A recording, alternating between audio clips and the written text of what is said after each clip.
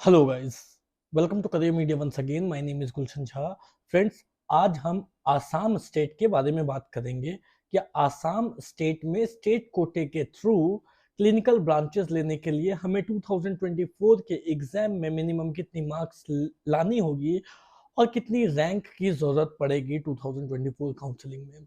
सो इससे आपको दो आइडिया लग जाएगी कि एक तो आपकी टारगेट मार्क्स की आपकी टारगेट कितनी रहनी चाहिए 2024 के एग्जाम में, और दूसरी बात जब आप काउंसलिंग अटेंड कर रहे होंगे तो कितनी रैंक आपकी होनी चाहिए for getting specific branch in government medical colleges through Assam state quota counselling, right. जब भी हम गवर्नमेंट कॉलेजेस की बात करते हैं, we all know that category is one of the important consideration जो हमें रखनी होती है। हमें कैटेगरी को कंसिडर करना बहुत ज़रूरी हो जाता है। सो दैट मीन्स कि हम जो वीडियो में जो चीज़ें कवर करेंगे, जो मार्क्स कवर करेंगे, जो रैंक कवर करेंगे, that is minimum marks and rank required to get specific clinical branch in government medical colleges in Assam through state quota, वो कैटेगरी वाइज भी हम देखेंगे।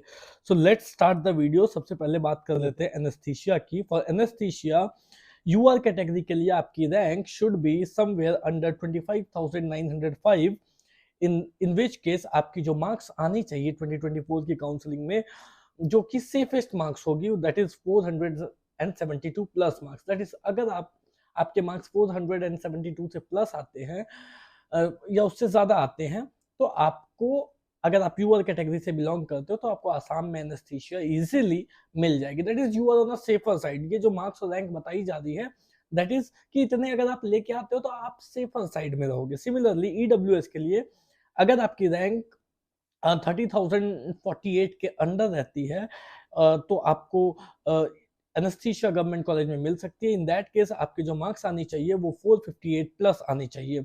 ओबीसी के लिए आपकी rank should be somewhere under 24,966, where as your marks should be 475 और more than that. SC category के लिए आपकी रैंक आनी चाहिए 52,253 के अंदर, एंड जो आपकी मार्क्स होनी चाहिए that should be 394 plus marks. S T H and S T P, S T category की जब हम आसाम की बात करते हैं तो एक तो हिली एरिया होती है और एक प्लेन एरिया होती है। सो एच रिप्रेजेंट करती है हिली एरिया को और पी रिप्रेजेंट कर रही है यहाँ पे प्लेन एरिया को। सो एस टी एच के लिए आपकी रैंक 66,911 के अंदर आनी चाहिए, और वहीं पे आपकी मार्क्स जो होनी चाहिए वो 359 प्लस होनी चाहिए। Similarly S T plane area के लिए आपकी रैंक 86,049 के अंडर होनी चाहिए, नीचे होनी चाहिए, और आपकी जो मार्क्स है वो 318 प्लस होनी चाहिए। सिमिलरली डर्मेटोलॉजी यूआर कैटेगरी के लिए आपकी रैंक 7,727 के अंदर होनी चाहिए, वेयर एज आपकी मार्क्स 553 प्लस होनी चाहिए। ईडब्ल्यूएस कैटेगरी के लिए आपकी रैंक अंडर 9,095 होनी चाहिए, वेयर एज आपकी मार्क्स 545 प्लस होनी चाहिए। ओबीसी कैटेगरी के लिए आपकी रैंक 15,682 के अंदर होनी चाहिए, वेयर एज आपकी मार्क्स 511 प्लस होनी चाहिए। एससी कैटेगरी के लिए आपकी ranking should be somewhere under 32,087, whereas एज आप जो मार्क्स आने चाहिए वो 451 प्लस आने चाहिए। जनरल मेडिसिन यूआर कैटेगरी के लिए आपकी rank should be somewhere under 10,259 rank, whereas एज आपकी मार्क्स जो है वो 535 प्लस आने से आपको मिल सकती है। ईडब्ल्यूएस कैटेगरी के लिए आपकी रैंक जनरल मेडिसिन के लिए अंडर 14,073 होनी चाहिए, वेयर एज आपकी मार्क्स 519 प्लस होनी चाहिए। ओबीसी कैटेगरी के लिए आपकी rank should be under 10,044 rank, whereas एज आपकी मार्क्स 540 प्लस होनी चाहिए। एससी कैटेगरी के लिए आपकी रैंक अंडर 32,087 होनी चाहिए, एंड आपकी मार्क्स 451 प्लस होनी चाहिए। एंड एसटी प्लेन एरिया के लिए आपकी रैंक अंडर 49,133 होनी चाहिए, वेयर एज आपकी मार्क्स 402 प्लस होनी चाहिए। पीडियाट्रिक्स के लिए यूआर कैटेगरी के लिए आपकी रैंक अंडर 13,019 होनी चाहिए, वेयर एज आपकी मार्क्स 524 प्लस होनी चाहिए। ईडब्ल्यूएस कैटेगरी के लिए आपकी रैंक अंडर 16,766 होनी चाहिए, मार्क्स 506 प्लस होनी चाहिए। ओबीसी कैटेगरी के लिए आपकी रैंक अंडर 14,356 होनी चाहिए, वेयर एज आपकी मार्क्स 517 प्लस होने चाहिए। एससी कैटेगरी के लिए आपकी रैंक अंडर 34,292 होनी चाहिए, मार्क्स 445 प्लस होनी चाहिए।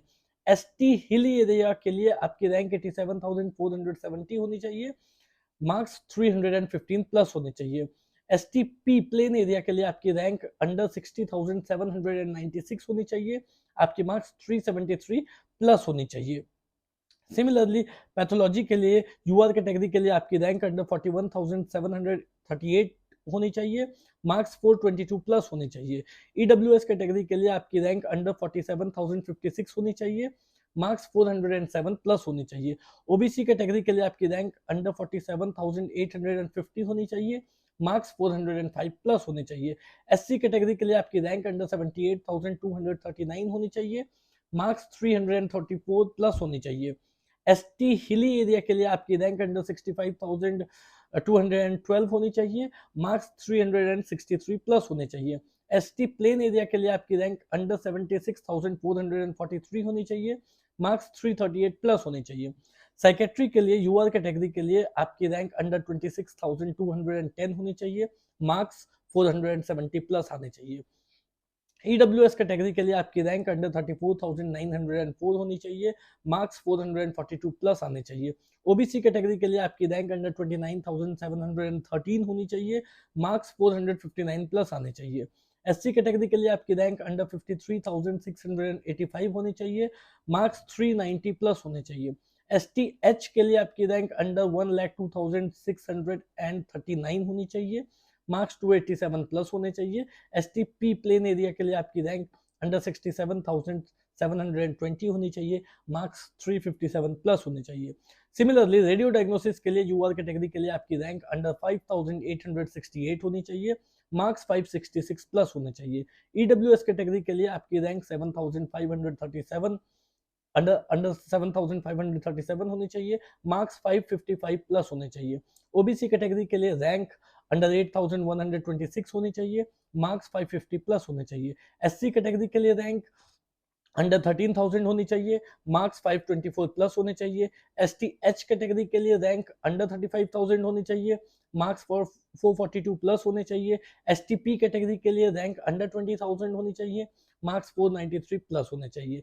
ईएनटी के लिए यूआर कैटेगरी के लिए आपकी रैंक अंडर 27,584 होनी चाहिए, मार्क्स 466 प्लस होने चाहिए।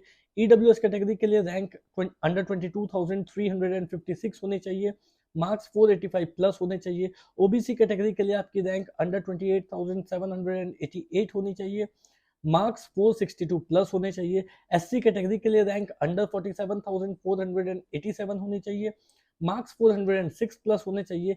एससी कैटेगरी के लिए रैंक अंडर 85,000 होनी चाहिए, मार्क्स 320 प्लस होने चाहिए। एसटी प्लेन के लिए आपकी रैंक अंडर 76,443 होनी चाहिए एंड मार्क्स 338 प्लस होने चाहिए। जनरल सर्जरी के लिए यूआर कैटेगरी के लिए आपकी रैंक अंडर 23,807 होनी चाहिए, मार्क्स 479 प्लस होने चाहिए। ईडब्ल्यूएस कैटेगरी के लिए आपकी रैंक अंडर 22,473 होनी चाहिए, मार्क्स 484 प्लस होने चाहिए। ओबीसी कैटेगरी के लिए आपकी रैंक अंडर 24,439 होनी चाहिए, मार्क्स 477 प्लस। एससी कैटेगरी के लिए आपकी rank under 45,130, marks 413 plus. STH category के लिए rank under 91,575, marks 308 plus. STP category के लिए रैंक अंडर 62,316, मार्क्स 370 प्लस। ऑप्थल के लिए यूआर कैटेगरी के लिए rank under 25,377, marks 473 plus. EWS के लिए rank under 24,893, whereas marks 475 plus. OBC category के लिए rank under 35,330, marks 441 plus. SC category के लिए rank under 55,543, marks 386 plus. STP category के लिए rank under 40,462, marks 426 plus. Orthopaedics UR category rank under 19,403, marks 495 plus. EWS के लिए rank under 19,925, whereas marks 493 plus. OBC category के लिए rank under 20,529, whereas marks 491 plus. SC category के लिए rank under 43,193, marks 418 plus. STH hilly area के लिए rank under 83,066, whereas marks 324 plus, and ST plain area के लिए रैंक अंडर 42,725, मार्क्स 420 प्लस। ओबीजी के लिए यूआर कैटेगरी रैंक अंडर 16,000 होनी चाहिए, whereas marks 510 plus. EWS category के लिए रैंक अंडर 16,964 होनी चाहिए, whereas marks 506 plus. OBC category के लिए rank under 15,513, whereas marks 512 plus. SC category के लिए rank under 36,000, whereas marks 439 plus. ST H category के लिए rank under 60,470, whereas marks 374 plus. STP category के लिए rank 41,564, whereas marks 423 plus. Emergency medicine के लिए यूआर कैटेगरी के लिए रैंक अंडर 21,692 होनी चाहिए, whereas मार्क्स 487 प्लस आने चाहिए। और टीबी चेस्ट के लिए यूआर कैटेगरी के लिए rank under 10,376, whereas marks 538 plus होने चाहिए। तो ये हमने में बेसिकली क्लिनिकल ब्रांचेस का ही देखा। अगर मैं इसमें नॉन क्लिनिकल ब्रांचेस भी कवर करता तो ये वीडियो बहुत ज्यादा लंबी हो जाती। सो क्लिनिकल ब्रांचेस की डिमांड ज्यादा रहती है, that's why I have only covered clinical branches. अगर आप नॉन क्लिनिकल ब्रांचेस की भी जानना चाहते हो, तो जिस भी नॉन क्लिनिकल ब्रांचेस के बारे में जानना चाहते हो, उसके लिए आप मुझे दिए गए नंबर पे व्हाट्सएप कर सकते हो, मैं आपको बता दूंगा। नाउ इससे आपको ये चीजें तो पता लग गई कि 2024 के एग्जाम में हमें कितने, हमारी टारगेट कितनी होनी चाहिए फॉर स्पेसिफिक ब्रांच, जो भी आपकी डिजायरेबल ब्रांच है, उसके लिए कितनी मिनिमम मार्क्स आपको स्कोर करनी होगी और कितनी रैंक आपके आने से आपको गवर्नमेंट कॉलेजेस जो है वो पर्टिकुलर ब्रांच, आपकी ड्रीम ब्रांच आपको मिल सकती है। सो इस तरीके की वीडियोस हम रेगुलर अपडेट कर रहे हैं, हर एक स्टेट की धीरे धीरे अपडेट कर रहे हैं। अगर आप किसी स्टेट की स्पेसिफिकली चाहते हो तो आप कमेंट बॉक्स में मेंशन कर सकते हो। अगर आप ऑल इंडिया कोटा या डीएनबी का जानना चाहते हो तो हमने ऑल इंडिया और डीएनबी का ऑलरेडी अपलोड कर दिया है। जस्ट 3 to 4 डेज बैक आप देखोगे तो अपलोडेड है वीडियो, आप उसमें चेक कर सकते हो। कोई डाउट हो, क्वेरी हो तो दिए गए नंबर पर कॉल कर सकते हो। At the same time channel को सब्सक्राइब कर सकते हो for getting yourself, for keeping yourself further updated. At the same time Telegram group की लिंक डिस्क्रिप्शन बॉक्स में दी गई है, आप चाहो तो ज्वाइन भी कर सकते हो। करियर मीडिया की एक वेबसाइट और एक ब्लॉग भी चलती है। करियर मीडिया की वेबसाइट www.careermedia.ai पर जाकर के आप पुराने बीते वर्षों की, जो last year and last to last year की जो डेटा है, जो कट ऑफ्स है, वो चीजें आप देख सकते हो। काउंसलिंग प्रोसीजर देख सकते हो, साथ में कॉलेज प्रिडिक्टर भी है जिसमें आपको ये पता लग सकता है कि आपके मार्क्स पे या आपके रैंक पे आपको कौन कौन से कॉलेजेस मिल सकते हैं। वेयर एज ब्लॉग्स जो है वो www.careermedia.in पे है, उस पे आप जाकर के करियर मीडिया की ब्लॉग भी चेक कर सकते हो। That's all for today guys, thank you so much, have a nice day.